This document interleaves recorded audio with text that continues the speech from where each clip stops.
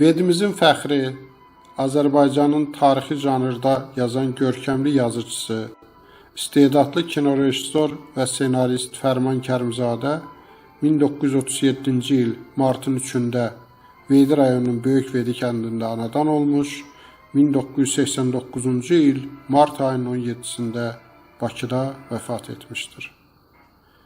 Fərman Kərimzadə Veydi rayonunun adlı sanlı kişiləri ilə dostluq edirdi ki, onlardan da biri Xalsə kəndindən olan Qasımov Mir Yaqub Mirhəmid ağa oğlu idi. Vedibasara hər gəlişində yaxın dostu Yaqub Qasımovla görüşən Fərman Kərimzadə bu dəfəki gəlişində dostunun ailəsini və məzarını ziyarət edərək onun əziz xatirəsinə yazdığı bu şeirin əlyazmasını ailəsinə bağışlamışdır.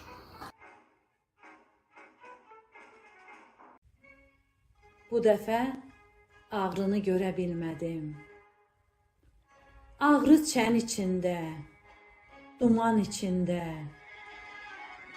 Dağlardan qüdrətli Yaqubum yatıb, bir cahan uyuyub, cahan içində. Vedinin elləri pərən-pərəndir, elin ağrıları uzun sürəndir. Nuhun gəmisi də dağa dirəndi. Zamanlar puç oldu zaman içində. Abdullam, Nəcəfim, nər oğlu nərlər, yurtdan perikməyən ər oğlu ərlər. Bizim bu ellərdə belə deyirlər, kişisən, yaşama güman içində. Elmira balamdır, Ququş anamdır, Xalisa Vedidən qalan dünyamdır.